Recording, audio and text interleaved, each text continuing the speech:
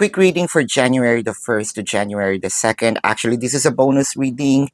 Meron na tayong per zodiac. So, people also want to continue, no? Kaya ako nagpa-survey the elements or per elements. So, here it is, a continuation of the first and the second prior from your, after, no? This zodiac signs, fire signs. So, nakikita natin Queen of Cups, Eight of Cups, the Ten of Cups. Parang wag munang bumitaw, mag-antay muna panandalian. Parang medyo stretch natin yung patience natin dito.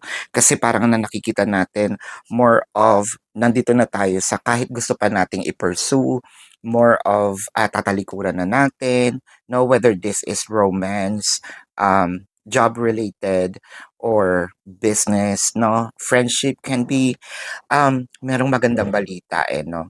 Merong magandang mangyayari. It just so happened medyo late lang pero keep your patience. This is your quick reading for fire signs. Predicting future is my purpose. Yelling the stars alive.